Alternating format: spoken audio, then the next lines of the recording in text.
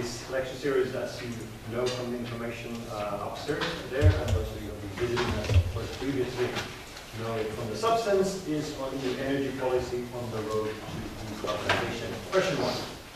So essentially in this series of lectures, we have been looking into the whole issue of decarbonisation of energy policy, starting in the first two lectures with more broader visions and questions on the substance, and then subsequently we have been going through various sectoral and more specific topics on this issue.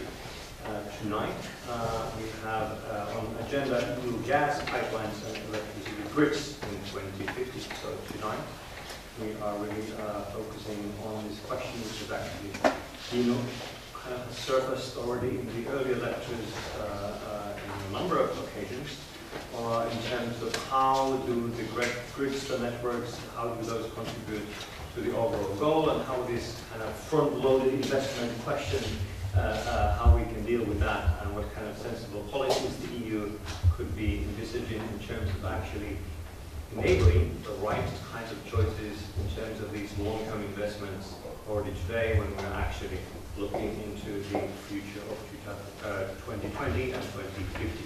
So it's a great pleasure of mine to have with us here tonight two speakers. First of all, to my far left, I have Joseph Dutton, who is a research associate from the University of Leicester, a graduate from our neighbouring Kent University. So warm welcome.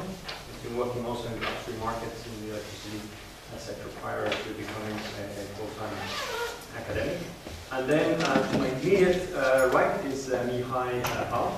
And Mihai, on the other hand, is currently working for the European Networks of Transmission System Operators for Electricity, so ENTSO/T. He has a PhD degree in power engineering and a master's degree in financial management and banks, so that's a combination of the technicalities and the finances that are required for these kinds of questions. And currently he is advisor in the noted organization. 25 years plus experience in the field of electricity industry, so we are really in very capable hands in terms of envisioning what the infrastructure market and the grids of the EU in the future will look like. Now, before launching, I should perhaps already mention two things. First of all, lectures are co-organized, and we thank our co-organizers, so Climate Strategies, WWF, and Ecology, and we also are very thankful for the financial support of the John Lennon program that is highly contributing to the organization of these lectures. And I will still mention one more thing, which was that next week the lecture will be on a Tuesday night, so not a Thursday nor a Wednesday, but a Tuesday, so the 27th of November on Tuesday, on evolving external energy interdependencies, and I will explain a little bit more about that in the end of the tonight's lecture. Now, in terms of the organization tonight, unfortunately, Mihai has to leave a little bit earlier today, so what we'll do is that we will have a little bit different kind of an order, so that we will start with your lecture first, and then we will take the questions regarding that presentation immediately thereafter, and then, if that's okay, we will then dedicate the second hour of tonight to Joseph's lecture on the same topic, so we kind of have two runs on the same go, so as to allow Mihai to leave a bit earlier. So, unless there are any other pressing issues on the agenda, I once again welcome you warmly, and Mihai, the floor is all yours. Thank you very much for the introduction. Thank you as well for inviting me to talk to you tonight. Special thanks to Claire Dupont for knocking at the door of NSOE to make it possible for an exchange of information between the transmission system operators family and your distinguished participation tonight. As you may see on the screen, I prepared a couple of topics including the brief description of European network of transmission system operators with a view for the next 10, 20 and 40 years. I will brief you on the 10 years network development plan, one of the main products of European network of transmission system operators. I will address the infrastructure priorities and regulation. Few words about grid developments in the North Sea area, and a long-term project, which is the Electricity Highways 2050 project, looking at 2050 horizon. A few remarks, but I will try to be selective.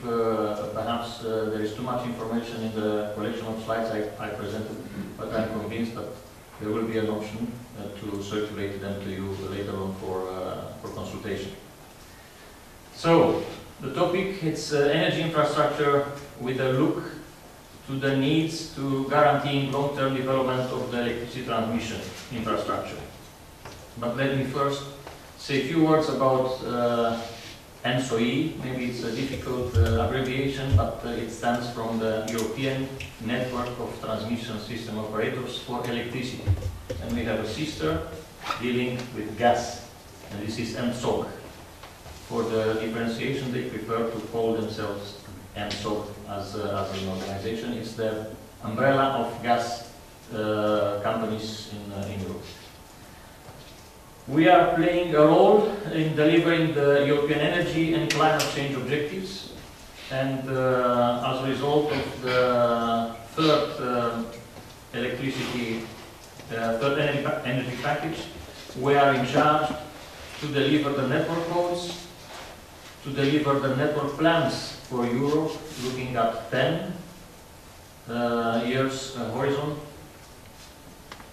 We are also working on market integration, on research and development activities, and making efforts to deliver the infrastructure to enable the market to function, to secure the energy supply, and to meet the ambitious climate change objectives via so many projects in order to connect the renewable electricity to the grid. There are 41 transmission system operators in 34 countries in Europe, and we are happy to serve more than 500 million people, delivering 900 gigawatts of electricity through more than 300 kilometers of transmission high voltage line. This is just to give you a brief idea of the organizational structure of the European Network of Transmission System Operators. We have the assembly, the board, we have a legal and regulatory department, but if you look on the left side, you will see 4 blue blocks, dark blue, the 4 main engines looking at system development, with a committee formed by experts coming from all those 34 countries, 41 TSOs. There are working groups, horizontally speaking, dealing with various topics, including the 10 years network development plan, the electricity highways, and the supergrid. Also looking at planning and network adequacy. There are also 6 regional groups on the right hand side. You may not see the name of each regional group, but I can tell you that they are focusing on the North Sea offshore grid developments and initiative,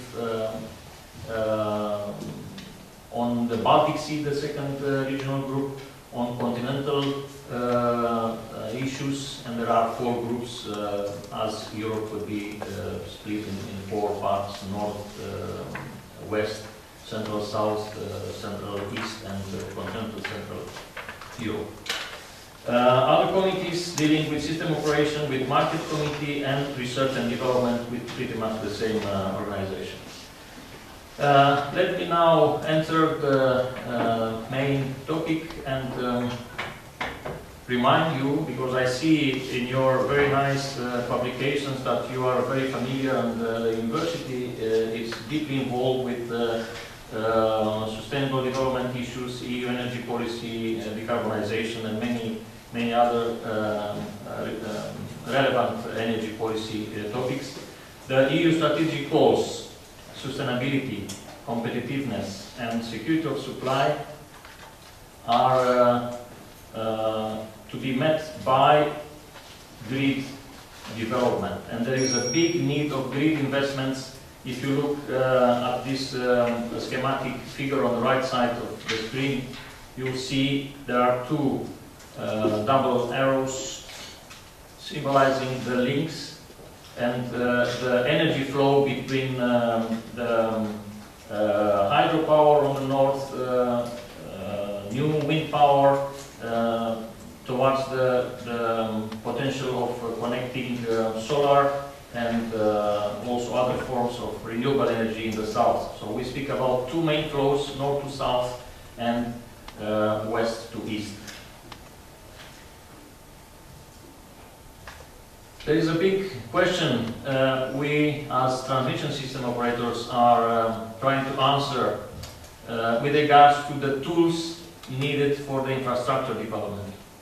What are the challenges for the TSOs? First, it's about the European Commission infrastructure legislation, and there are many efforts and many rules and regulation coming recently, but the main one is the energy infrastructure paper, which is supposed to simplify the rules in terms of permitting, and we hope that this, because it's very difficult to build overhead electricity lines, it takes a lot to get the permits, more than 10 years sometimes. There are many countries, many regions in Europe being challenged by this long process of getting permission. So by this new legislation, we all hope that it will come down to about 3.5 years in terms of permitting. The SOE it's also focusing on a long term, and I will come back to that in a couple of minutes, development looking at 2030 and 2050 horizon with a such a called modular transmission plan for electricity highway system. This is a more than 3 years research and development study with all TSOs, with many stakeholders involved, and the project already started, but I will come back to this.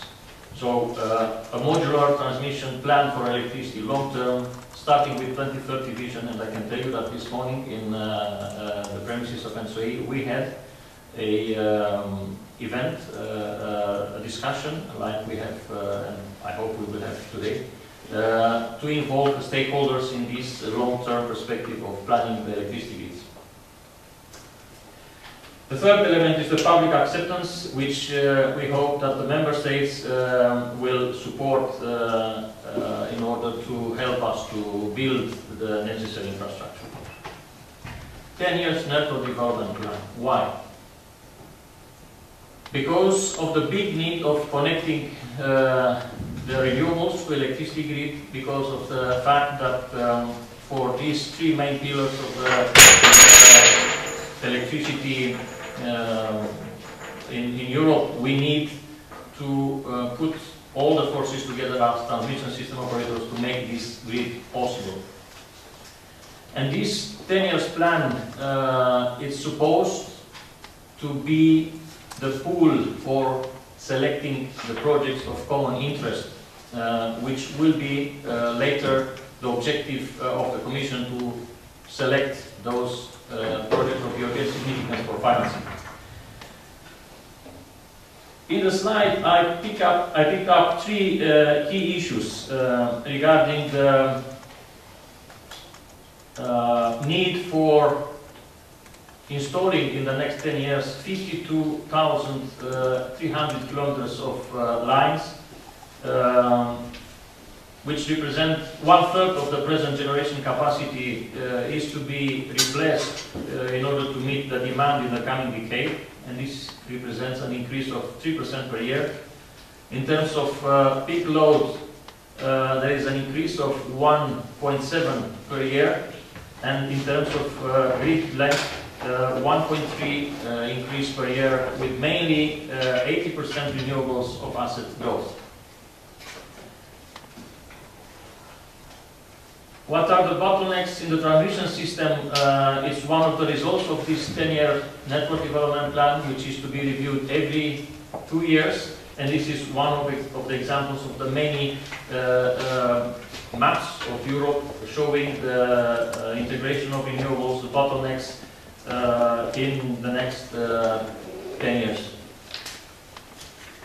I brought with me a copy of the executive summary of the report, and I will encourage all of you, if you are interested, to look at the website. You can download it in electronic format. I will leave it here for consultation.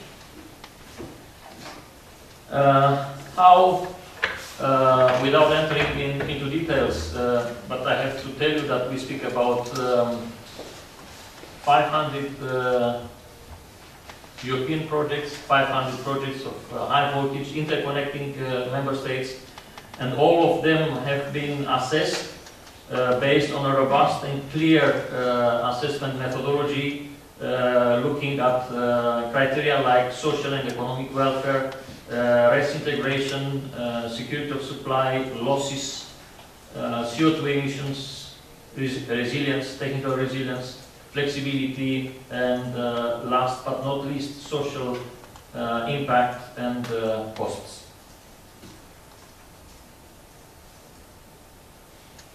We speak about 70% increase in terms of infrastructure between 2016 and 2020. And this is another example of the maps showing the need for generation in pink, and also the grid congestion in red. You will find this more in details. But speaking about investments, I just selected a couple of indicators to give you a flavor of what more than 100 billion investment in grid transmission capacity will be needed in the next 10 years. This is the equivalent of approximately 1.52 euros per megawatt hour in Europe over the next 10 years, or 2% of the bulk power prices. Even more, it represents less than 1% of the total end user's electricity bill. So we speak about 104 billion investment to be precise, and you may see the repartition of this amount for all the countries in this table. Well, there are many actions in the regulation on priority infrastructure. I will leave this for discussion maybe, but what is relevant in the TYNDP 2012, noting that this is published every 2 years, and we had a pilot published in 2010, whereas now we are working already on the 10 years network development plan for 2014.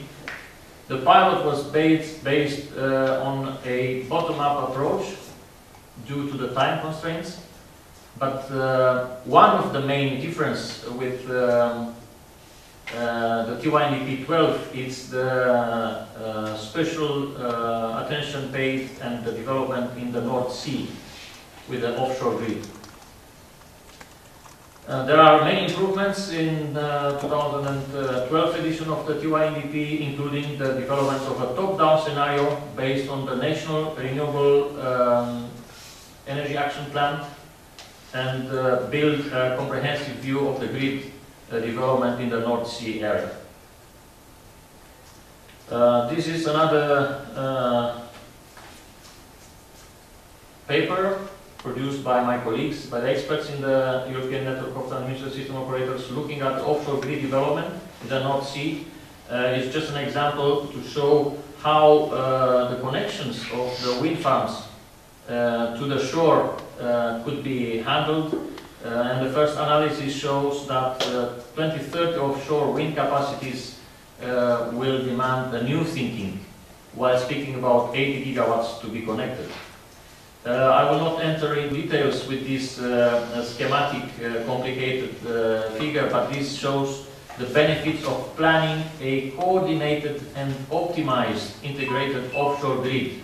So there are many, if I can go back, many options to connect. There is such a radial connection, a local coordination, an international coordination, and a fully integrated solution. All those options have been addressed, calculated, analyzed, and the conclusion is that there is a big potential for reducing offshore infrastructure construction costs of about 10% of the capacity, which means more than 7 billion euros if countries around the North Sea will put forces together and will share assets.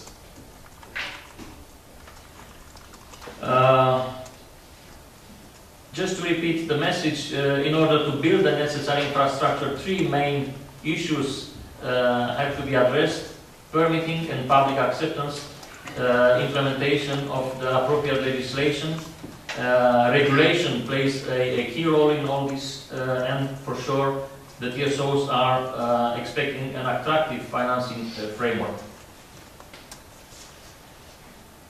This is just to prepare the next topic in my intervention, which is looking far to the 2050 horizon, and to show you that between what we have today in 2012 in terms of bioelectricity, high voltage grid, the landscape will change very much in the future. Are there any questions or remarks or comments so far?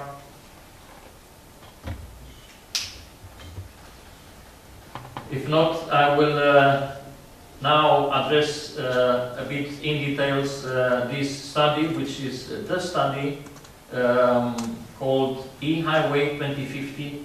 It's a project based on the concept of electricity highways, mainly focusing on the future grid configuration, options, possibilities for the configuration of the electricity grid in 30-40 years' time, and looking at the integration of wind energy, solar energy, wave energy, and bio energy in Europe. Again, the flows are indicated with these red arrows. The project, the objective of this project is to plan the European electricity highways in order to ensure the delivery and the connection of the renewable electricity at pan-European level. And the project is expected to develop the methods and the tools in order to support the planning of these electricity highways. We are now working already since 1st of September on developing the options for the pan-European grid architecture, and we will address this transition planning between what we have now, what we have in 2020, 2025, 2030, 2040, and later in 2050. This is a lot of research and development activity, but it's also planned, and it's based on our grid studies and market studies.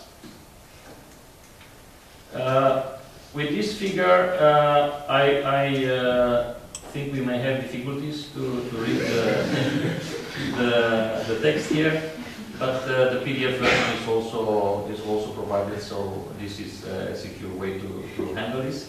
Nevertheless, we speak about scenarios, possible scenarios of the grid in the next every 5 or 10 years. And this grid capacity, these grid scenarios will be defined beginning of next year. So we expect about 10 scenarios to be addressed, whereas in the 10 years network development plan we have about 3 scenarios. But maybe this is one of the most important slides, because it shows how ENTSO-E is working on planned projects with the time horizon 2020, meaning 10 years, planned projects, existing projects. So the projects that are handled by national transmission system operators currently. We are also speaking about projects we expect to be delivered in the next 20 years, up to 2030. And this is mainly based on the offshore grid development, the North Sea Country Offshore Grid Initiative. And this is what we call envisaged projects. And the last element, the third element in the package is the possible projects in which this electricity highway project will work and deliver the possible grid configuration in 2050. This is just to show you the consortium, and there are 28 direct partners in this consortium. 15 of them are transmission system operators in these countries. Then we have research institutes in 4 countries, universities supporting the research very much. We have the German Energy Agency, DINA, in charge of stakeholders involvement, and we have a set of small and medium enterprises working together. This is just a picture to show the complexity of the work packages, beginning with the boundary conditions, with limitations from technical point of view, economical point of view, socio-political point of view, technological point of view, as I said, and this is something happening now. Other work packages dealing with scenarios and grid architecture, technologies, socio-economic profitability, implementation and operation, governance, and of course stakeholders involvement and coordination. Dissemination is also part of it. All these are the leaders of the various work packages. I think it will be hard to conclude because I brought a lot of information, mainly focusing on infrastructure, long-term and very long-term. 10 years, it's not a long-term anymore because it's not sufficient today to plan and to build an electricity high voltage line in 10 years' time. But what I want to stress before I stop is the fact that in the 10 years network development plan we speak about 17% of increase in grid capacity, and this means 52,000 kilometers of lines compared with 300,000 kilometers of lines, existing lines today. In terms of planning for the next 10 years, we are hardly working on the network codes, which are badly needed to make things possible. The new methodologies based on the internal electricity market package, TYNDP and network codes will provide for sure a solid framework for other studies and future integration of renewables. And all in all, NSOE is taking the lead, the full responsibility in paving the way to the electricity highways 2050. I thank you very much for your attention, and I will be happy to pick up questions and talk to you. Thank you. Very good. Thank you very much. We shall now, as said, open the floor immediately for questions for Mihai and for this presentation. So I invite anybody with a question. Sebastian has a hand up. Claire as well. And then on the back, let's take the 3 first. So thanks very much. It was very informative, and I don't know anything about that. I don't know exactly what network codes are, for example. But my question is more: I fully believe you that NSOE is fully in charge of everything and will provide a nice future towards 2050. Not really. But I wouldn't just challenge you a little bit to talk a bit about the challenges that you are perhaps also facing in actually making that happen. When I hear you talking about, for example, the scenarios that are in the study towards 2050, then it seems apparent to me that 2050 is a long time horizon and these power connections are made for long.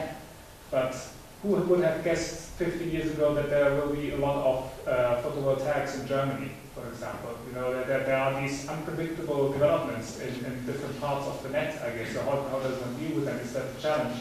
We know that there's a lot of public opposition against the building of power lines. So if you could just run a little bit through the major challenges that exist in that development towards a decarbonized power system where the grid needs to be up to that challenge of integrating the renewables.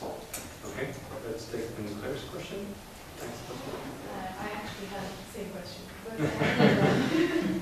But, also, I'd be interested to add to that on the challenges that you face today, because there is some transition happening in the electricity system up here today, and our transmission system operators already facing challenges in carrying out their duties because of that. But I have another question about just the 2050 scenarios. I noticed in your slide they were based solely on renewable energies. You had wave, wind, solar, and bioenergy.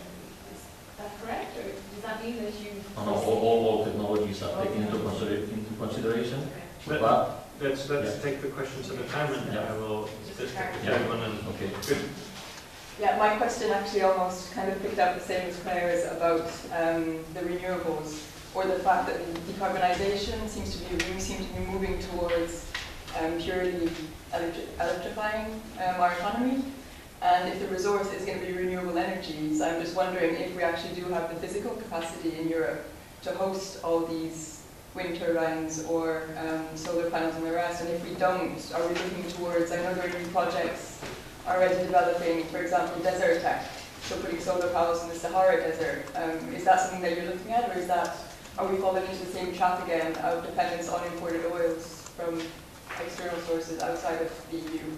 And I suppose linked up on the same question of security of supply, is it wise to be focusing all our attention on electricity, and is that potentially a danger or risk in 20 years' time if all our transport, all our buildings, everything are purely being generated with electricity? Thank you very much. Or you can choose the order in which you first address the questions. A little bit into the related obviously. yes, thank you very much for the questions. The first question, which is the most challenging and at the same time my favorite question, because we are supposed to face the challenges in building the grids every day. So the TSOs are making efforts to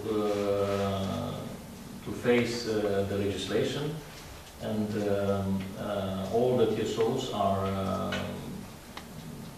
in practical terms working together to build common position papers and common justification and common studies, grid studies and market studies to convince the partners in the dialogue, and we are contributing to this discussion together with the European Commission and with the Agency for the Energy Regulators, with ACER. I'm not claiming that we are doing everything. We are far from doing everything in NSOE, and we are very much interested in cooperation, and this is one of the answers to the question. We are organizing meetings, workshops with stakeholders to involve them in our work at an early stage.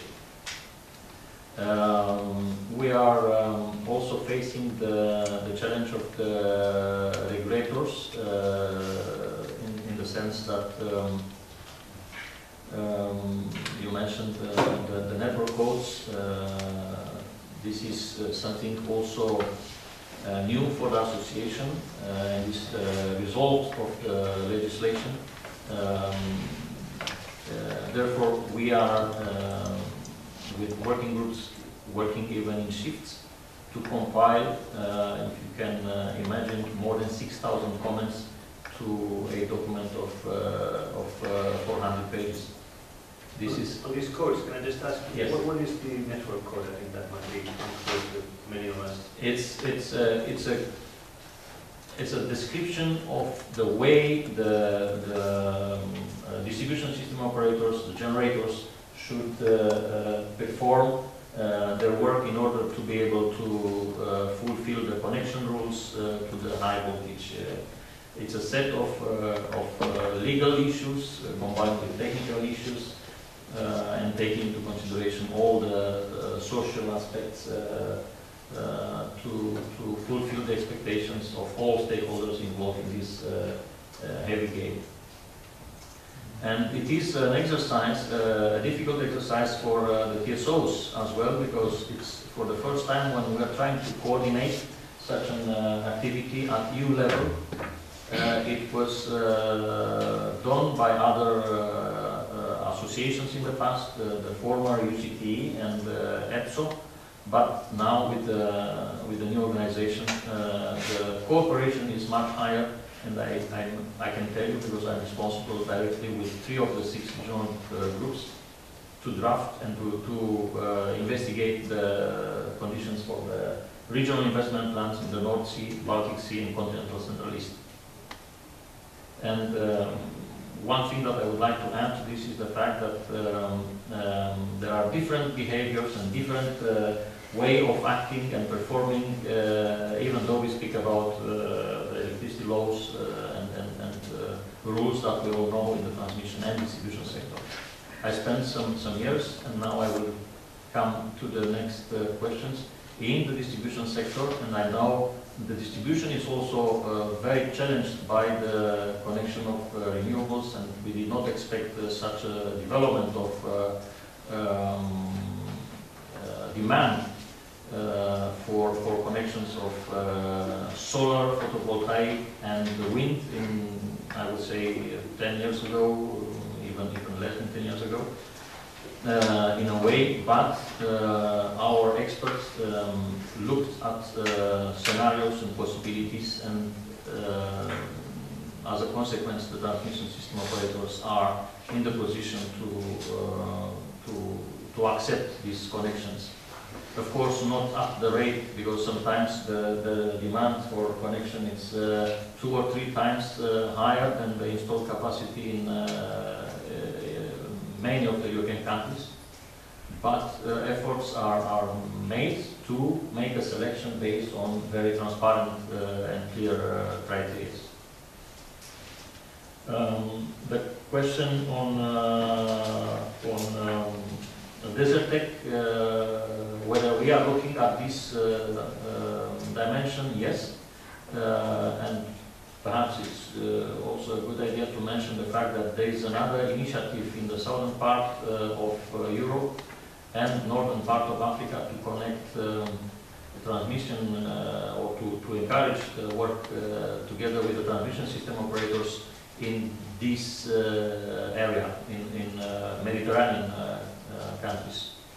And Desertec is one of the topics which are addressed in the preliminary studies in the boundary conditions work package, to look at the limitations and the possibilities for grid developments and interconnecting the continents as well.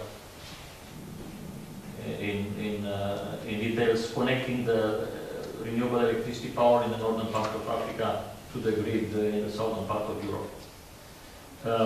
I will also add other dimension, which is the fact that there is big interest in cooperation with countries like US.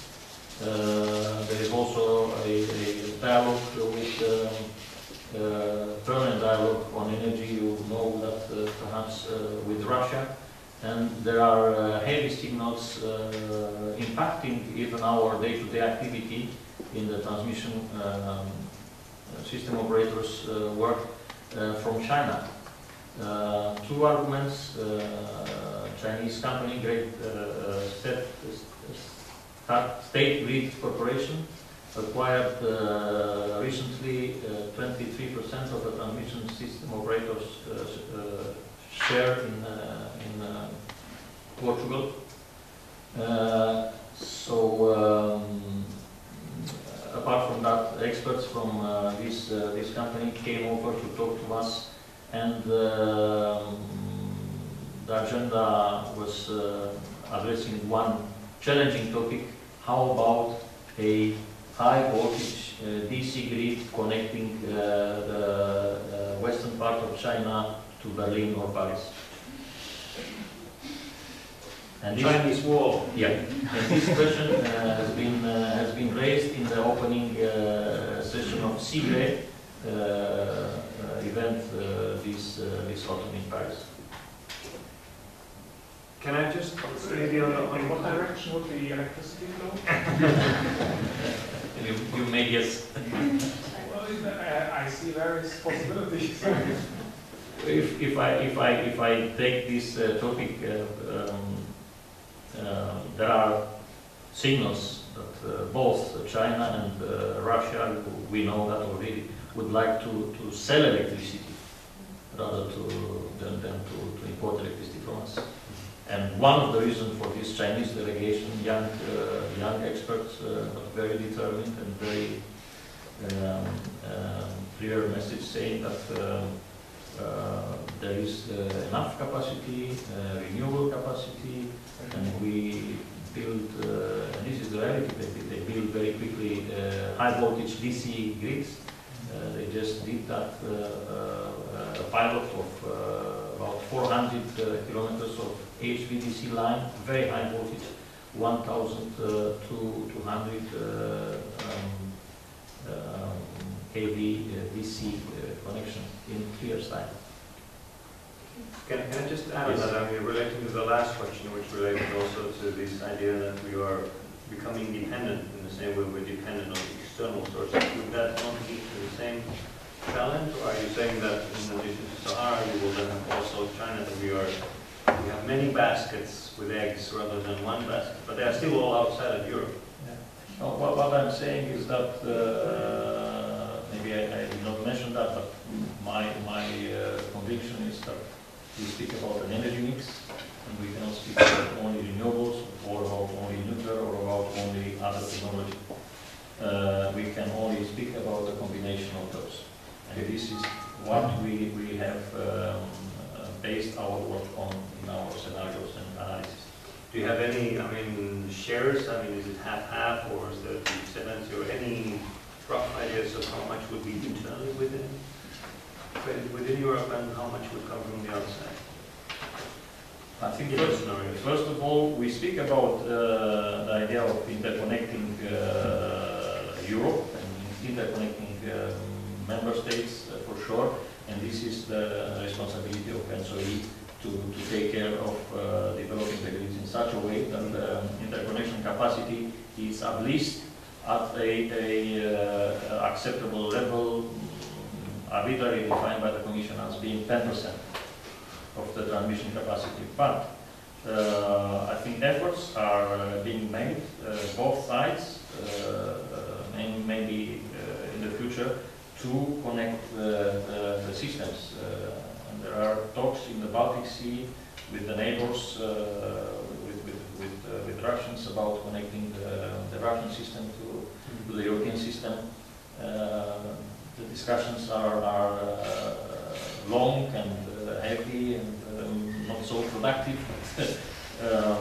I can tell you that the TSOs in the neighboring countries, in the Baltic countries, are facing this challenge. Mm-hmm. Whether China will interconnect, I think it's more fiction for the moment. But of course, it's once you start thinking about the future in 30, 40 years' time, who knows? But no, like even rough figures that one could. It will be difficult. It will be difficult to give figures at this stage. Please go on the slide with these. The PDF version will help. Okay. Okay, very good. And then if I just go back a little bit to Claire's question, this balance within Europe in renewables, other, I mean, do you have any figures, what's your forecasting there? I think the renewables in our studies, the renewable capacity will increase for sure.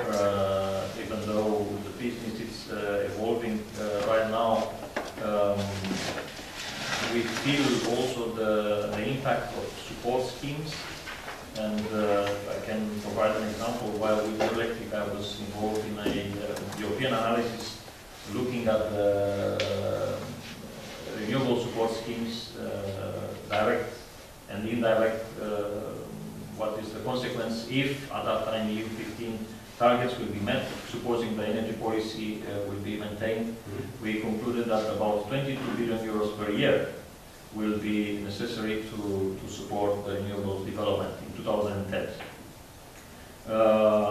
But now countries like Spain are changing the policy, and support offered for renewables is dropped.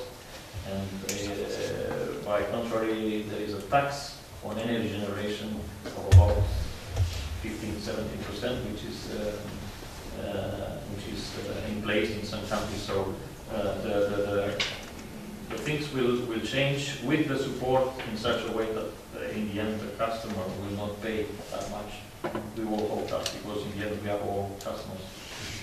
But I mean, the figures which I think in the previous lectures have been closing range from very high numbers of high shares of renewables. Do you, generally speaking, does your organization agree with these kinds of high figures, or do you have more that it is nuclear, others will be part of your? Yeah, it is not our role to say or to express views about the future generation capacity. This is more for generators. But what's your forecasting? But we have scenarios in which we are prepared to analyze whether the grid is capable of transmitting and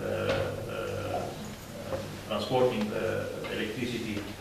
If we may have, let's say, 100% renewables, it's one scenario, right? But we also have more realistic scenarios in which we take into consideration the evolution of coal, oil and gas, and other forms of energy. Very good, very good. I think we have time still for a couple more questions. So let's do 1, 2, 3, and then let's try to keep them short. I have 10 minutes, so very good. Very briefly, North Sea grid potentials are part of the, and there are particular challenges in the North Sea grid development. There are many challenges in the North Sea grid development, and one of them is the technology. But turning the question in a positive answer, I would just mention the fact that just recently, last week, ABB announced the launching of the HV DC breaker, which will have for sure an impact on the offshore grid development in the North Sea area. Other challenges is the fact that apart from the TSO projects and plans, there are third-party projects. Third-party projects meaning private companies interested to connect, for instance, England to France, to Netherlands, Norway to UK. This kind of projects, if I can name some of them, NordConnect or BritNed, they are also becoming relevant to our work, and we are now working on the way to evaluate these kind of projects, which are handled differently than the projects proposed by the TSOs. Very good. Just a few questions on the financing of this. One, for consumers, you mentioned that there's only going to be a 1% increase in bills, or 1% of the electricity bill was going to come from an additional 1% from this huge investment in infrastructure. This seemed to be perhaps an average of all member states, but you also flashed up that Germany are going to require 30 billion investment of this 100 billion, UK are going to require 90 billion, 100 billion. Does this mean that the costs for UK and German consumers might not be a 1% increase, but a 5 or 6% increase, because the context in the UK at least now is a greater attention on energy poverty, and consumers are going to be very sensitive about any increase in costs, and presumably the government will be. So maybe this fits in with what you mentioned very early on about public acceptance. The second one was, how is the 100 billion going to be financed? I mean, the extent to which the market's going to support this financing. I think at the moment, I guess negotiations are going on tonight, but the Commission proposed 9 billion for energy, for electricity and gas infrastructure, so maybe half for electricity, so that's 95 billion left that has to be found from private sources. So is this, I don't know too much about it, is that 5 billion that the Commission's going to provide, and there's other, the EU is going to provide, there's other financial tools, loans and so forth, are they going to be sufficient to cover this? So 95 billion gap in the next 8 years. Yes, to provide a straight answer, they will not be sufficient. And we speak, in fact the Commission is speaking about 9.2 billion euros in the such a called Connecting Europe initiative. Money addressing both sectors, electricity and gas. If I can come back to this 1% of the total end user electricity bill and the amount of 104 billion euros, which are, according to the calculations of the transmission system operators, needed for the next 10 years projects to become reality, we expect for sure the TSOs will have a role to play in this investment, but we also expect that the financial framework will allow the TSOs to make these investments, the financial framework and the regulatory framework. Of course, the Commission is playing a key role in this dimension, in this discussion. And this is why the process of selecting a project of European interest has been proposed, and this is in the hands of the Commission. We are playing a key role, and next year the 10-year network development plan will become mandatory in terms of legislation. We have to do this, and based on the project that we propose, the Commission will select those ones who are projects of common interest, and there is an entire definition showing what is this project of common interest, to interconnect at least 2 member states, to have a specific capacity of interconnecting the grids in 2 or 3 countries, to support the 3 pillars of the EU energy policy and so on.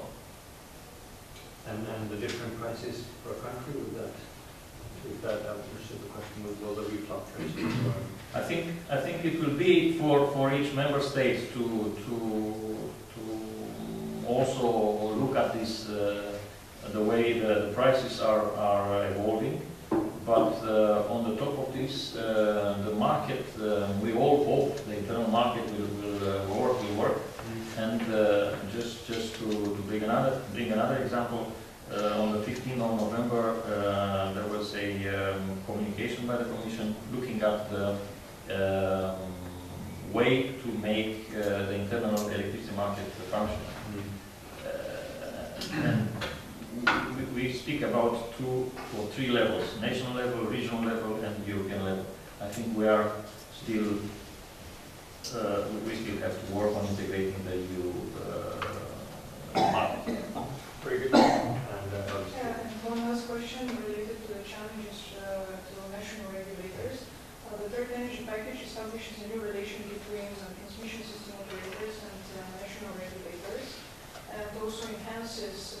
the role of national regulatory authorities in energy regulations and also network development plan also. And make strives to make them independent from the government and the industry, and in many countries this independence is not guaranteed. They would achieve much more tasks, but the carrying out of these tasks would also depend on an independent budget. And how do you think that fiscal consolidation measures would also affect the capacity of national regulatory authorities with uncertain budget to carry out their tasks? Do you see this as a challenge? Yes, thank you for the question. It's a very complex one. So we may need some time for bringing the arguments up. But the reality is that indeed the partners in dialogue of the transmission system operators are, as I said, the Agency for Energy Regulators with the seat in Ljubljana, in Slovenia, recently created, and with the responsibility of providing opinions to our network codes, to our 10 years network development plan, to our main products, to our studies. So we speak about the relationship between associations, organizations, MSOE and ASO. The Commission is supervising or arbitrating, mediating this dialogue. Fiscal implication, it's more for member states, and we encourage our TSOs, and they are doing it without encouragements from our side as an umbrella in Brussels. They are facing this challenge at the national level. It varies from country to country how the rule of providing the independence of the national regulatory authority is there more or less compared with the influence from the government. So I would say it's an effort to harmonize this independency in Europe, and we feel this is it's a trend, especially in the countries from the eastern part of Europe. Very good. I think I'm afraid we've run out of time. Of course, just a second speaker. So we, at this point, thank you very much for this very informative package. I said the slides will be available just in a PDF form from our site. And once again, I think we have a round of applause.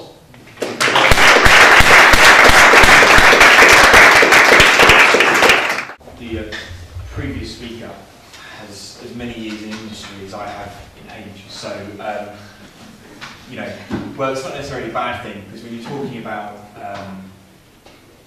gas, particularly in relation to Europe, there's not a lot you can look at that's previously happened which can determine what's going to happen in the future, and vice versa. And anyone that says they know what's going to happen, you should probably ask them for the Euro millions numbers as well, because the current situation is that no one knows. You know, no one thought America was going to become self-sufficient in natural gas production. 6 months ago, no one thought the price of gas was then going to go back up again by 60% in the same period. So there's a lot of unknowns, etc. So I'll do my best to give you a forward-looking situation of decarbonisation and the role of gas infrastructure in Europe. I'll start off by trying to set the scene. I'm sure you've heard the issues of consumption and production and demand in the EU. I'll touch a bit on the internal market, Gazprom at the moment with the antitrust issues, which is incredibly important to the future infrastructure and gas in Europe. And then look at some sort of flipping the energy security debate. We hear so much about security of supply, particularly in Europe, but hardly anyone talks about security of demand, which is as big an issue, if not bigger at the moment, than the security of supply. And then I'll just finish off by looking at the role of gas in decarbonisation. I'll pass over the gas trends. You're fairly familiar, I'm sure, with the lines in terms of production declining and then imports going up. You can thank the Commission for the wonderful technicolor array we've got there, both from the same report as well, those colours, which is wonderful, and that's good quality when you copy them out of the report as well. So sorry about that, do apologise. These ones here, using the grayscale, which is probably easier on the eyes, in terms of the historic EU gas demand and the EU gas imports by the side. The interesting thing, obviously, with the EU production, just towards the end, 04-06, just as it starts to tail off, we don't have the next 2 years. But obviously, as you can see from the charts on the left, in terms of the right, sorry, with the EU 27 imports, it does continue up. And that final bit at the end there, which is interesting, with the LNG declining the couple of years, is sort of reflective of pricing issues globally in terms of the regional nature of gas markets and how the price is higher elsewhere. So the spot markets can play against you when you're trying to source gas, depending on what your price is at your hubs. But that's for another week, I'm sure, that one. At the top there, I did say at the start that forward-looking predictions of gas demand is inherently unreliable, but the EIA, the IEA, predicts that by 2030 the EU demand will be 744 BCM, which was it was midway through the recession, which was due to last about a week, I think, according to most experts. So I'd be interested to see the revised figure on what the demand is going to be. But one thing we can say is that it is going up, but how much is obviously the billion-dollar question rather than the million-dollar one. In terms of imports, this is an incredibly important chart because the little LNG logos I found online. As you can see, the primary countries from where the EU does import the gas, Russia and Norway via pipelines obviously are the biggest in terms of percentage, and some small ones there in terms of LNG, but obviously this is rising substantially. If you look, for example, at Qatar, the difference in just a year in terms of the percentage of the EU's gas and where it's being sourced from.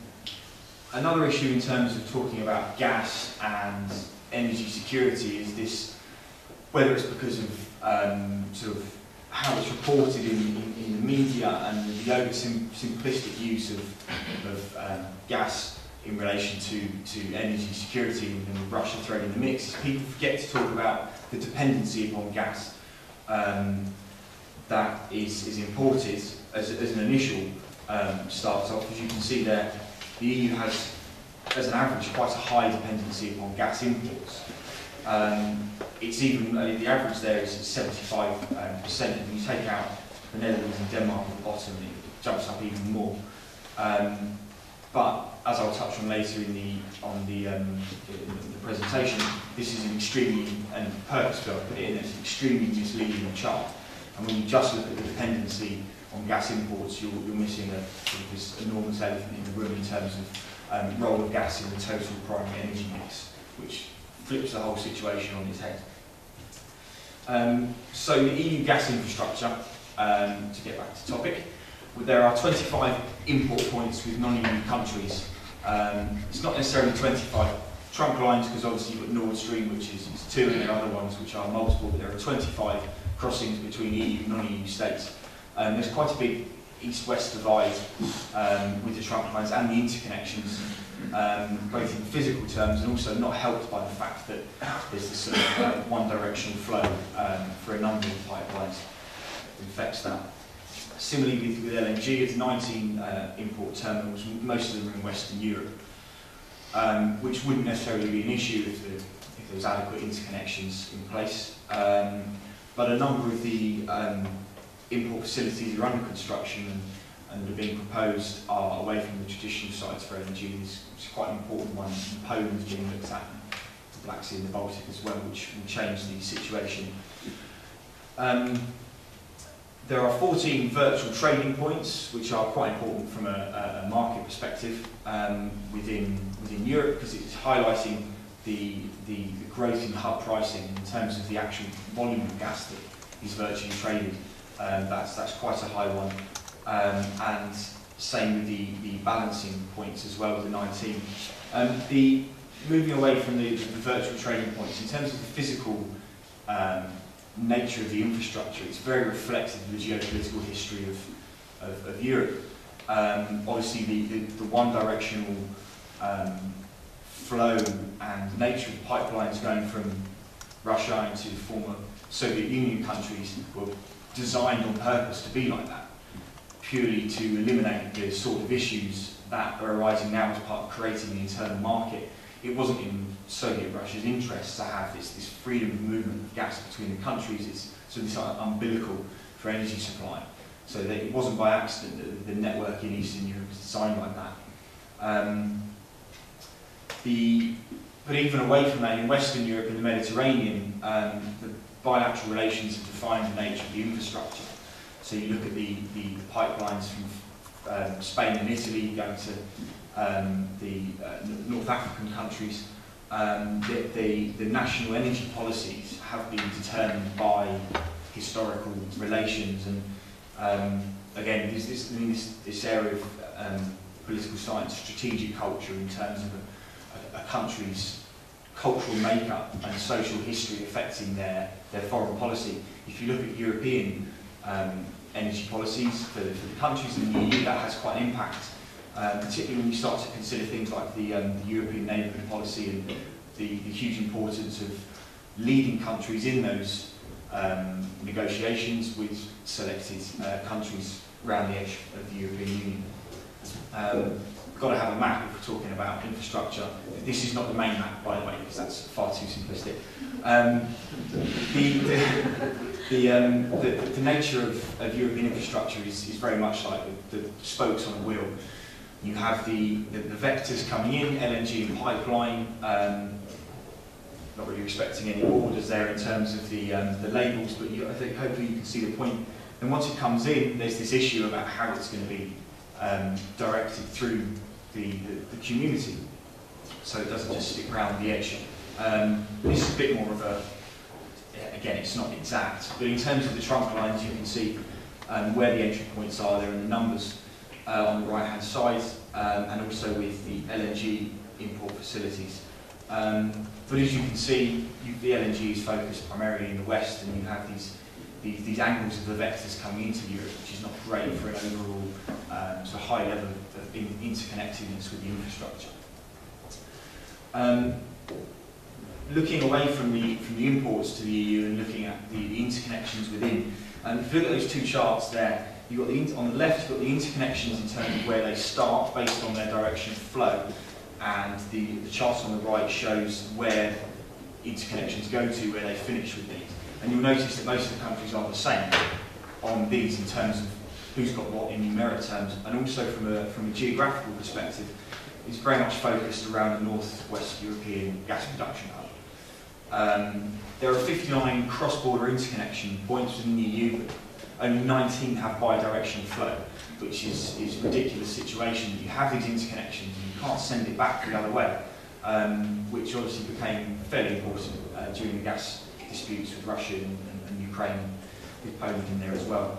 It says there, primary pipelines being orientated, certainly in Central Europe, in the east-west direction due to historic circumstance. There's a more detailed map. That's just to show you where the sort of hubs are in terms of the infrastructure. And it's no surprise to see the higher concentration of cross-border interconnections being around the northwest production hub, and then similarly where you have basically the end points of the pipelines coming in from Russia, and then obviously the distribution hub in Austria as well. I think that's the end of the maps, I'm afraid. Obviously, given this presentation, I couldn't come to Brussels and not mention the internal market, which is incredibly fragmented and is not really anything other than internalised, but it's certainly not complete within itself. As I previously mentioned, you've got a lack of physical interconnection and bi-directional flow in this spoke-like nature of the infrastructure, which is very difficult to work with in times of supply issue. Not only physical in terms of contractual issues, you have leftover contracts with Russia and North African countries as well, where they were bilaterally negotiated. which presents issues in terms of trying to introduce a uniform policy across the European Union to administer your import and your exports, and also in terms of the subsequent distribution. The price structures as well presents issues, specifically in terms of Gazprom, but I'll come on to that. When you have some countries with oil index contracts and others with hubs, the national balancing point in the UK or equivalent in Germany, and then the spot pricing of LNG as well. You have all these different mechanisms for pricing which impact distribution from a financial perspective within the EU. So there is a need to increase market liquidity, which is obviously easier said than done, but the liberalisation of the market is key for that, as is increasing the import volumes of LNG, providing there are a high number of import facilities sort of geographically spread out around Europe. And also fostering indigenous production is also key to a degree for increasing the market liquidity, because obviously if it's being produced within the EU, the assumption is that it is by definition a product that is like any other indigenously produced asset or product, and it will be bound by the European Union governments within that sector rather than relations with the country that is supplying it as it comes in. Ownership structures in domestic markets is something obviously the EU as part of the third energy package and liberalisation and unbundling is trying very hard to redress. And as I touched on before, and we'll do so again, the nature of certain supply contracts with Gazprom do present a headache for a number of reasons. Article 94 of the Treaty of Lisbon, amongst other things, notes that it needs to promote the interconnection of energy networks. There is a need, and they are being promoted, but whether or not we're going to see them anytime soon is obviously another issue. The previous speaker mentioned this report that came out 15th of November in terms of review and an update on how it's going. Tagline on the web page for that says it's time to complete the internal energy market. And I think I've been hearing that every year for a number of years, and it will probably be trotted out again as we keep going forward. It probably is time to complete it, but it's not going to be completed in time, I suppose, is the way to look at that. New slogan. Yeah, well, perhaps not from my university, but you can write that one. So, in terms of the primary things from the third energy package and the market liberalisation that affect infrastructure and gas, obviously unbundling is a big one. Reducing the number of fully integrated national energy concerns to increase liquidity in the market. Separating the supply and production activities from network operators, and allowing third-party access to transmission and distribution, including LNG facilities, which obviously is something that previously wasn't looked at so much, but with the way that the LNG imports are going and increasing, it's an area that's going to need to be included. In terms of gas retail, EU average, these are taken from this report that came out, there are 68 gas retailers per member state, and it's the problem with averages, because then you look at the two examples there at either end, Germany's got over 800 and Latvia's got 1. So in terms of what the Commission's got to do in unbundling the market, there's some way to go there. And only 6 member, so I suppose a positive spin on the other side of that is that there are only 6 member states that have got fewer than 10. So it's not all bad. However, in terms of the market share, there are 13 member states where the largest operator has at least 50% of the market, and it's over 80% in 8 of the member states. So even though you've got these, an average of 68 gas readers per member state, if they're only selling half a BCM a year, it doesn't necessarily make a difference until there is this even spread across. That will of course come in time. Transmission as well, fewer than 50% of member states have more than 10 transmission system operators and an average of 2 per member state, so there's a long way to go in terms of that. And with imports as well, 62% average market share for the largest gas importer, and in 9 member states there are 70% share or more. the thing is, we're talking about retail, transmission and import. It's interesting to look at from both sides. You can say that we need to remove these barriers to entry. We need to liberalise the market to allow and foster general competition within it. And that's all very well, but as we've seen with, use the example of the United Kingdom, similar things that happened with privatisation of telecoms and public transport networks and energy as well. It doesn't mean everyone can then go and get involved. So we had liberalisation of our internal market, for example, with the trains, but we still only have about 7 train companies. So you're moving to a situation where there is more, comparatively, but it's still not a completely open situation. And with energy, it's unavoidable in terms of the financing and the capital costs needed to import, distribute and retail natural resources. You're not going to get an even spread of 2% per operator across the entire market. So maybe that's something that will need to be adjusted in terms of the 9th energy package when it comes along by the time we get there. Now, Gazprom. We love to talk about Gazprom when it comes to gas. Of course, they are the perpetual bad guy. Although they have supplied a number of countries with gas rather successfully and reliably for a number of years, but you shouldn't really say that in certain parts of Eastern Europe, but it's something that people often forget. Certainly for the EU, was the problem the supply of the gas coming through, or was it the transit states in the way? It's where distribution networks obviously have an incredibly important role. There are some features of Gazprom contracts that are being investigated at the moment in terms of antitrust. Microsoft are happy that the focus has been taken off them in the news as the only previous antitrust one.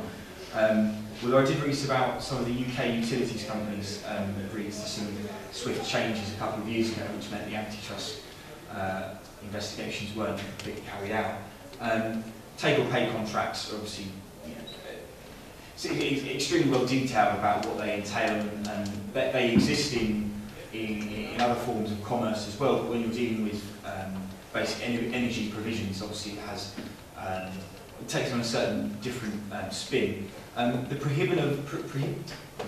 prohibition. There we go. And yet, prevention, stopping. I'm going to get to the source now. The prohibition of gas sale and the presence of destination gas resale. Sorry, I should say, and the presence of destination clauses within a lot of these bilateral contracts. It just undermines the ability to have a functioning liberalised market and a single market within the EU.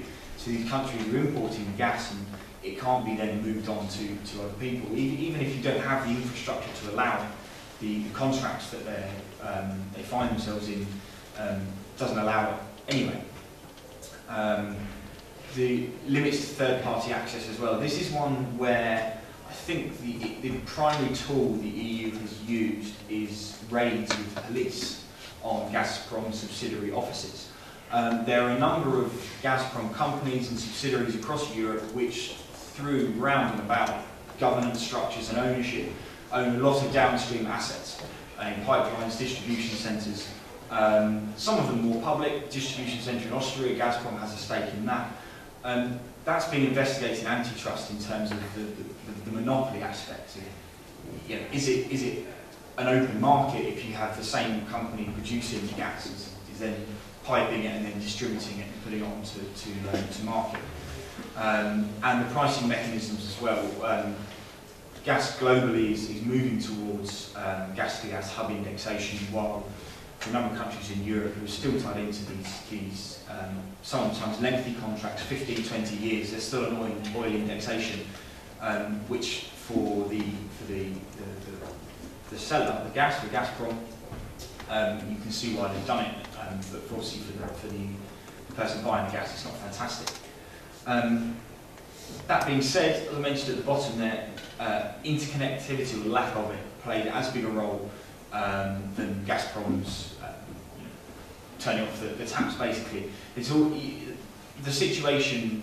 I think came about. Gazprom could be as aggressive as it was purely because the countries couldn't say, okay, we'll turn the interconnectors back on and bring the gas towards us. It was sort of this brinksmanship with the gas distribution, and the the physical nature of the infrastructure allowed Gazprom to be as hard as it was in terms of negotiating, because a lot of the countries didn't have a choice because of the poor interconnections that we have in the EU, and certainly in that part of the world.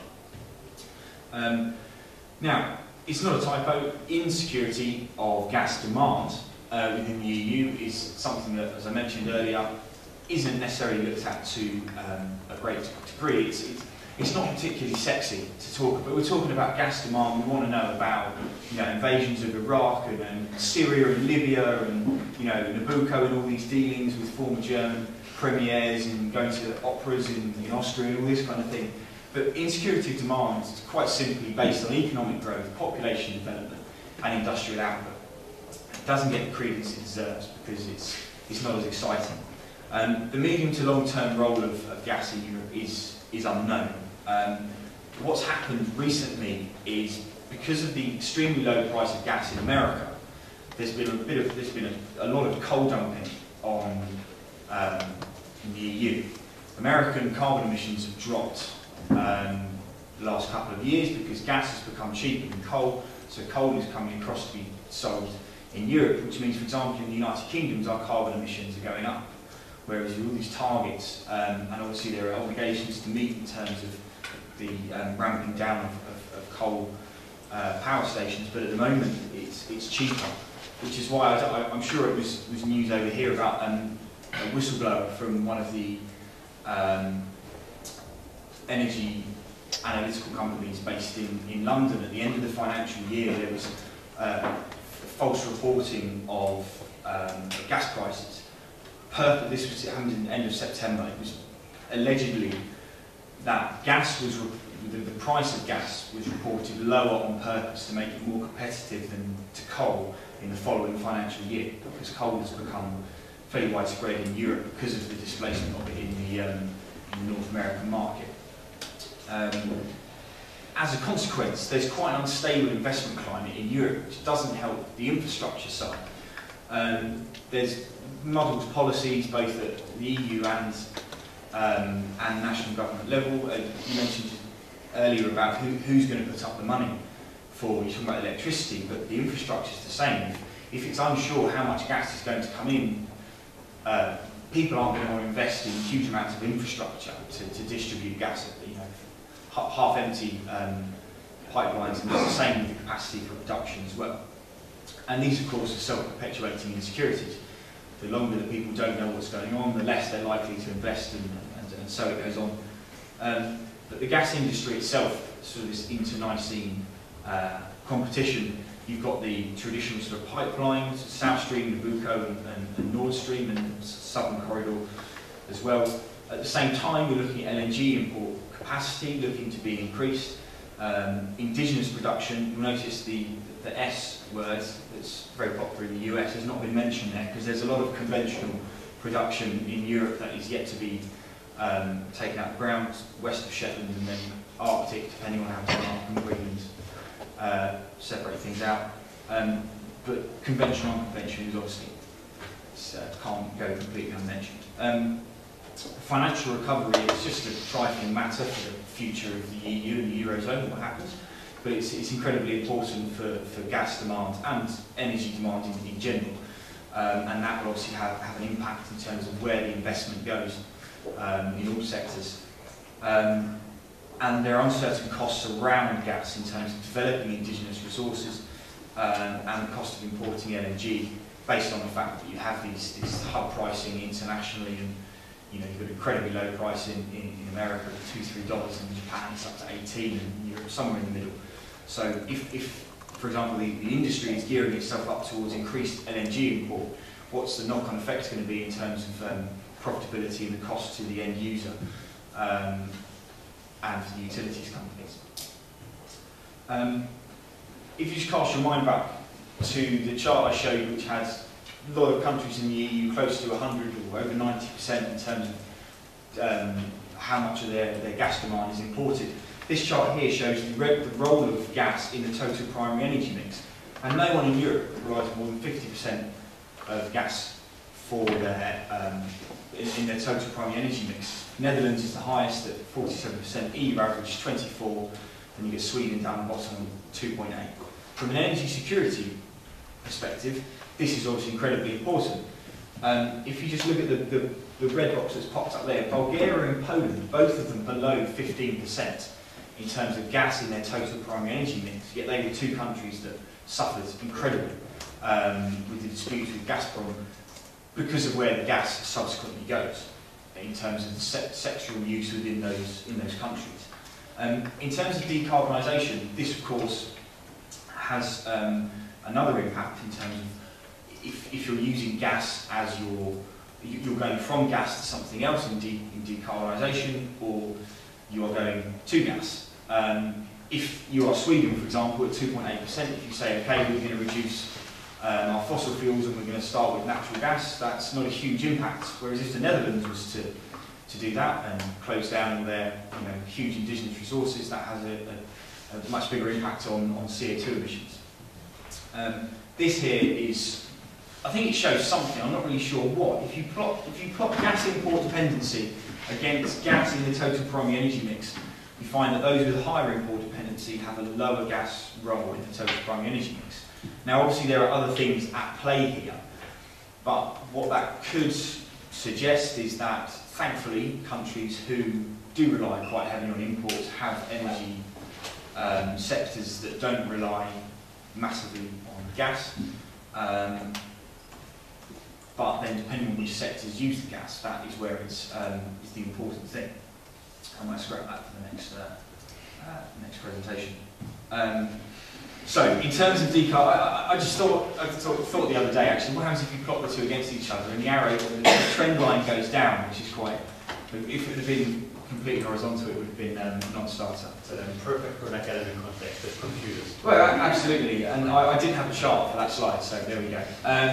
In terms of decarbonisation and looking forward, as I said, it depends on what you've got and where you're going to. So if you're Poland and you're going from coal to natural gas, that's decarbonisation. But as if it's the United Kingdom where we're moving from nuclear to gas, that's not decarbonisation.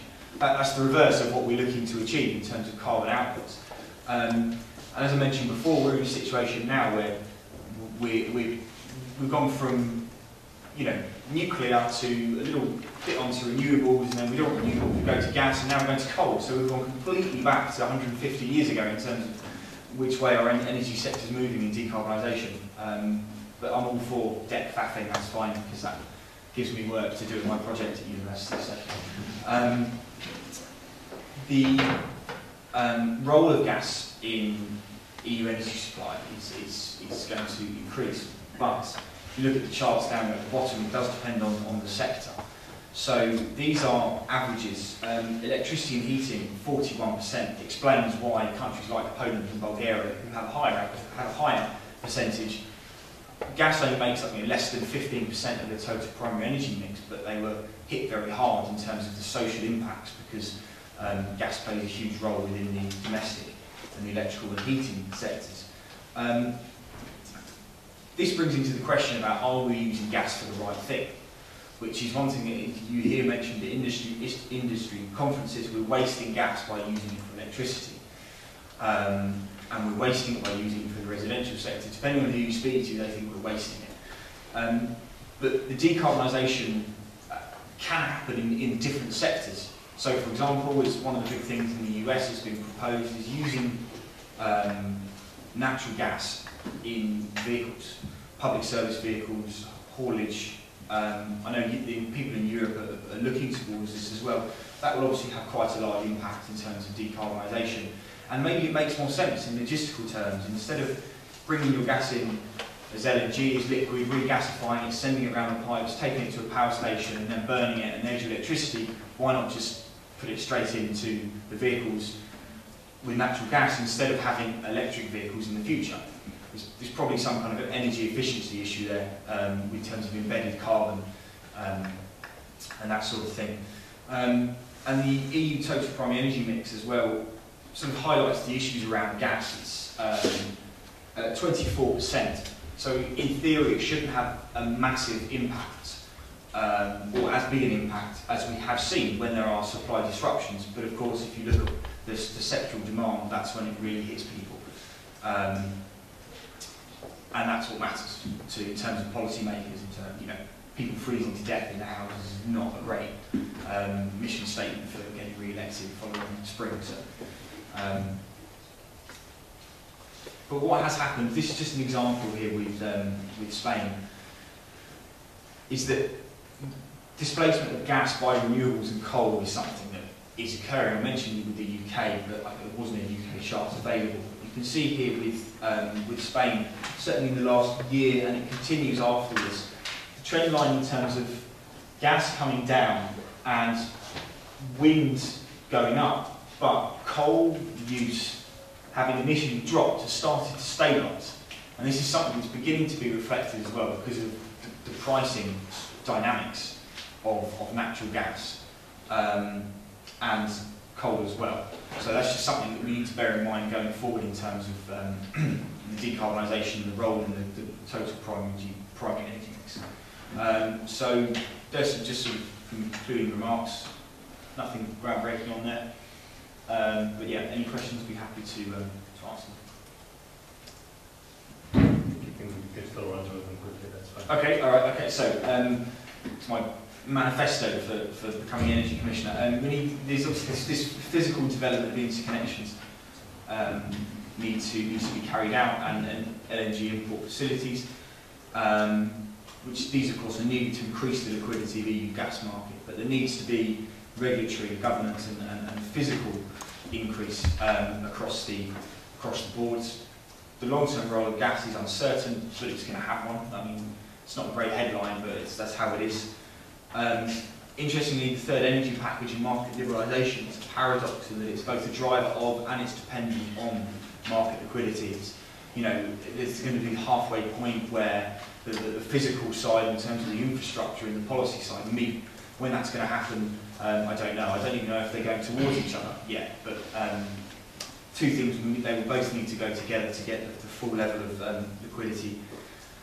Commission versus Gazprom antitrust case is going to be incredibly significant because despite Gazprom digging their heels and using territoriality condition and all of this, they will have to make changes. It is impossible, I say this representing myself and not the University of Leicester, it is impossible to look at the contracts that exist with those EU member states and say that they don't infringe on any sort of antitrust law in terms of restriction of trade and restriction on movement of goods.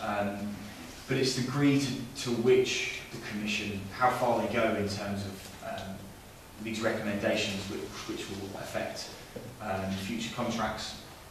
And despite what I saw on the press release on the 15th of November, it's not going to be completed by 2014. Maybe that was copied and pasted from, I don't know, the European coal and steel community. I'm not sure. It could be quite an old statement, but it's a few years away certainly, and it's going to be done very piecemeal. But we'll get there one day. Very good, excellent. Thank you very much, Joseph. Let's now quickly open the floor for questions. Let's start. Quick one. Shale gas. Let's talk about it. Yeah. Who's covered geologically in Europe? And what price do we need to get that? I was enjoying doing a presentation for once in 2 years that wasn't on shale. Thank you very much, but that doesn't count as a question. Do you want me to answer it now or we'll do it afterwards? Let's actually collect a couple of questions. Okay. Sebastian has a hand up, I guess. So who's got it and the price? Yeah. Yes. Yeah. I don't know.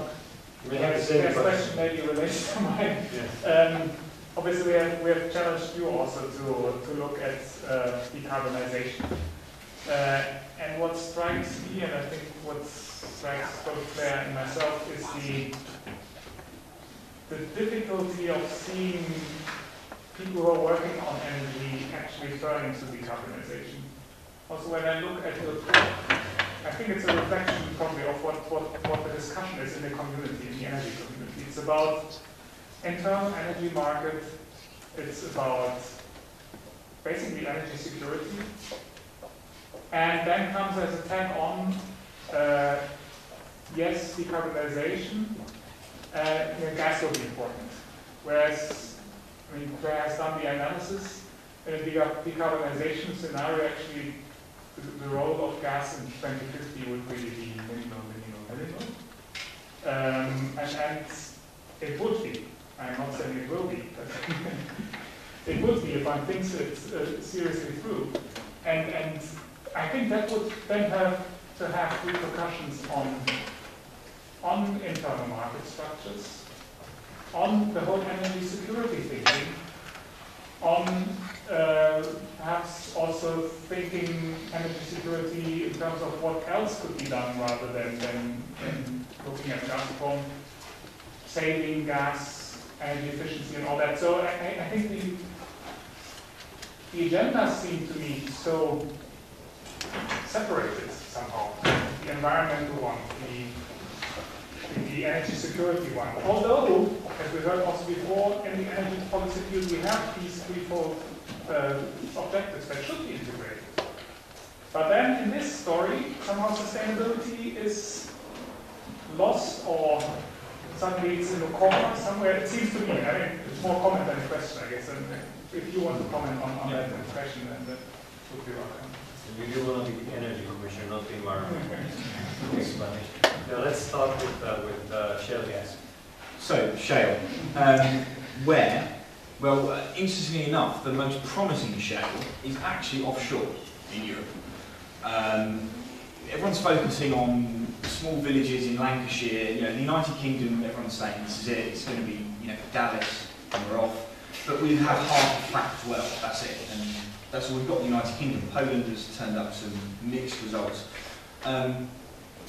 But offshore, one of the things that is interesting with the conventional development of the North Sea, there were a few people that thought, well, if you look at the United Kingdom and the other side of the North Sea, you think, well, the gas fields don't just stop at the beach, they carry on. So off we go. And that was the basic principle for exploitation. But it's slowly getting those shale, the penny's starting to drop, that if you've got shale gas reserves going west to east in the United Kingdom, and that strata reappears again in the Low Countries, you've got shale gas formations going through like a crescent shape, through Scandinavia, the Baltic, and into Northern Europe. There's a lot of sea in the way. And the European energy sector is, in terms of the upstream, is developed offshore. That's where all the money's in, that's where all the expertise and the physical capability is, the supply stream is offshore. And you don't have to worry about, to the same extent of environmental concerns or NIMBYs, whichever way you want to view them, they're both the same thing. And the impacts, the footprint is different because you're using platforms.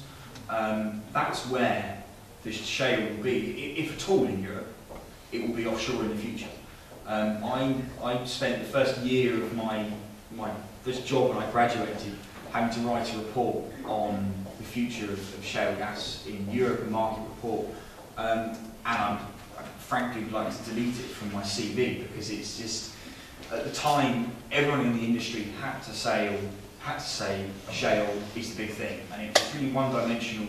Look at America, brilliant, we'll do the same. We both speak English, off we go, and we're going to be fine. That was about the depth of the analysis. We've got Halliburton, they've got Halliburton, we can do it. Nothing was taken into consideration around the geological structure of the supply chain. Now it's starting to get there.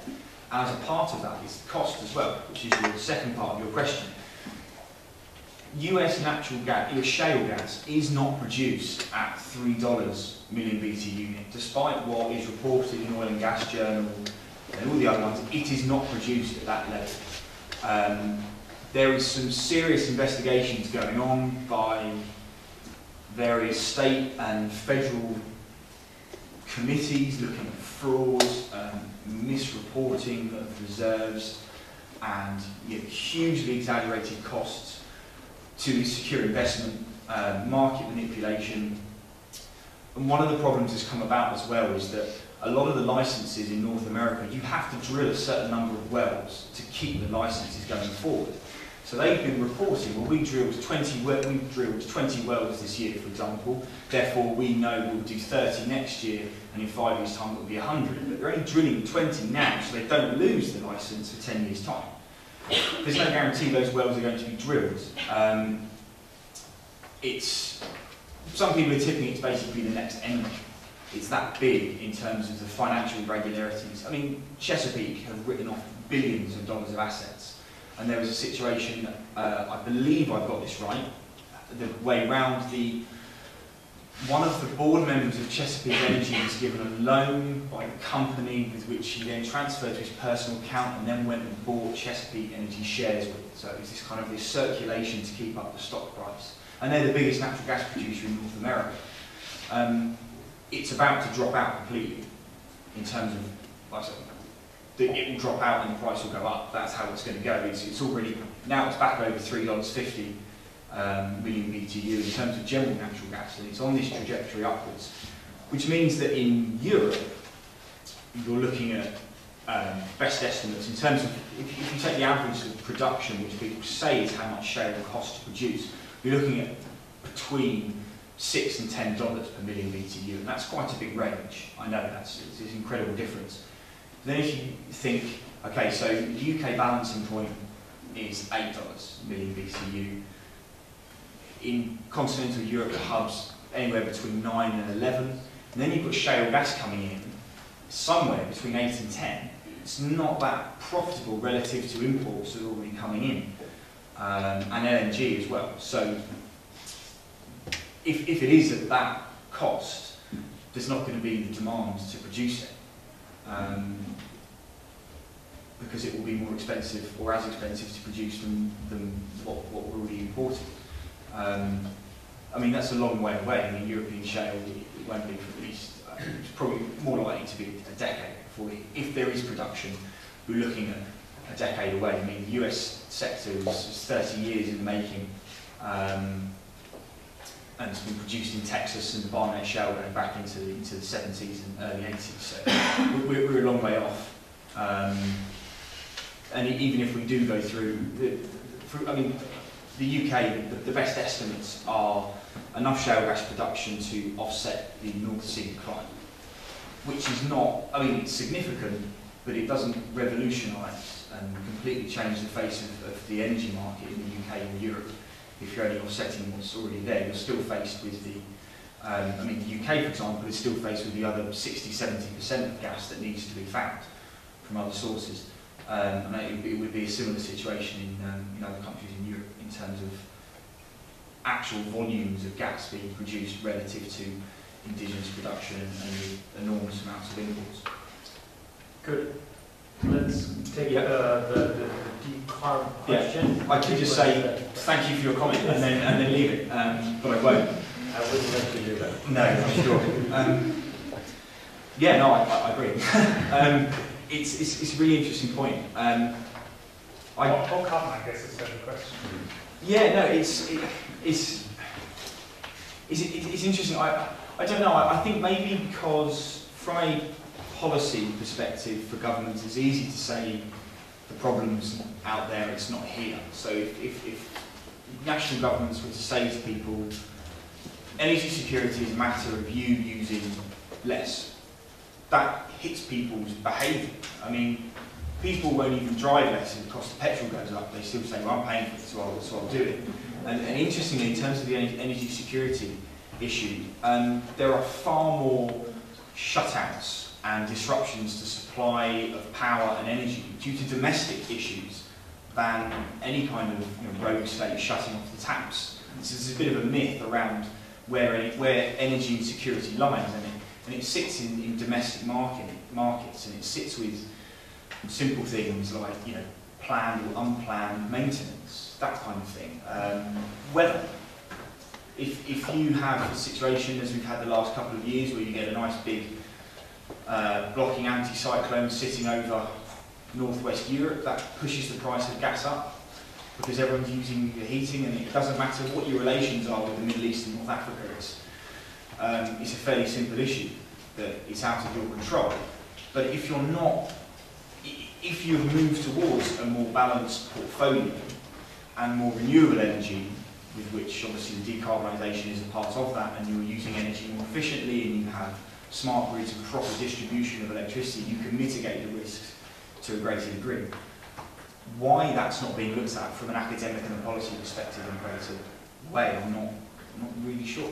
And it was one of the motivations for the lecture series. Well, there you go. Yeah.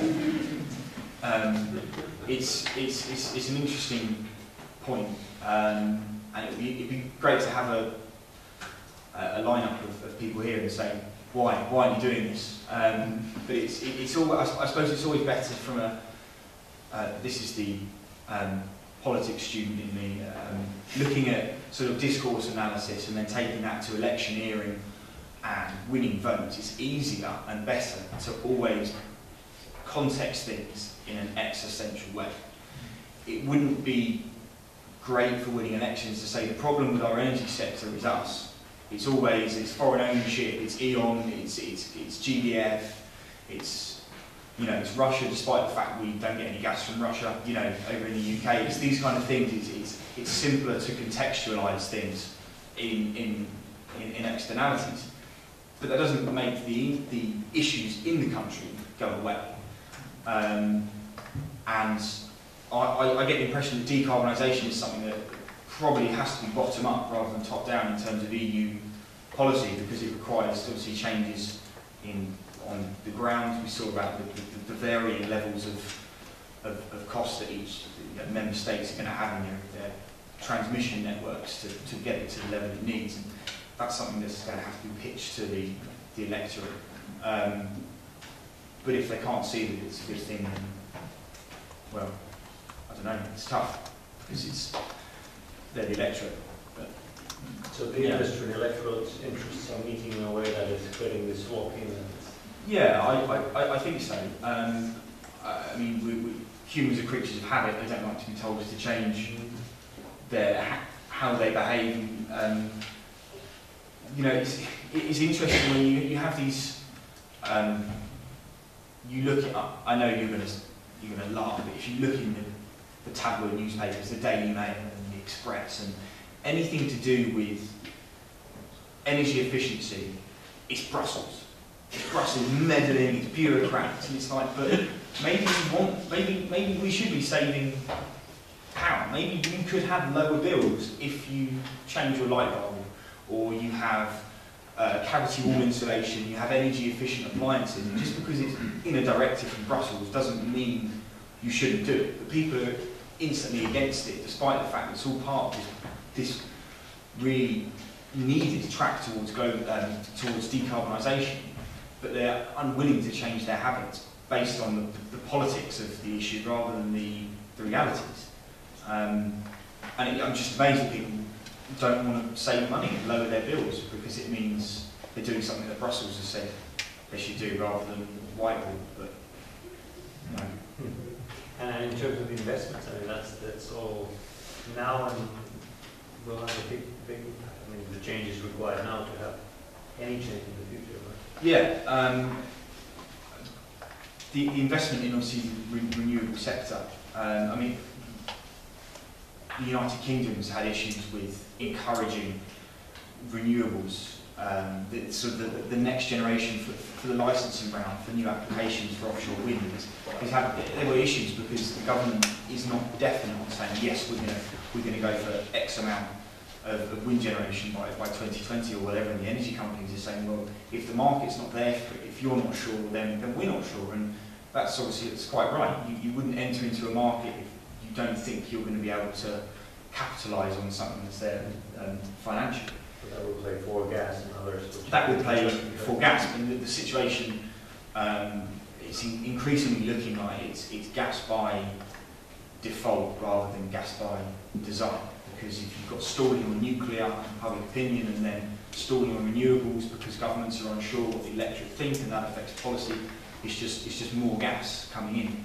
And some people, they can dress it up as this is our policy, and it's not their policy at all. It's something that they don't have a choice over it, because the market's already in motion, the trends are already in motion. And until there's this firm commitment to renewables and an actual signing up to we will install X megawatts of capacity, there will be no return to confidence in the offshore wind market, for example, and then you're not going to get the investment coming in. Let's hear from the one might have hand. Let's take one quick question. I think then we have to close it. It's already a little bit past 8, or maybe they're too tiny. You can agree on that? Efficiency? Quick. Thank you. Overall, it's all very interesting. And it follows on nicely from what you were just saying. Do you think in the UK plan to subsidise new nuclear generating capacity unfairly discriminates against gas? For example, Statoil importing from Norway. And the second one? I was just wondering about your insight or your opinion on this new partnership, or beautiful partnership, which is developing between the gas industry and the renewables, and how the gas sector now is portraying itself as a transition oil for the renewables, and that the renewables can't get there on their own and need the gas, and how that seems to be reflecting in the policies, in the funds even. Talk about the structural funds, they're even looking at enabling or being able to fund gas infrastructure through the structural funds, because gas has got this new green image because it's going through the renewables. Okay, the first one, in terms of the nuclear, is interesting because it depends which part you look at in terms of your analysis. So,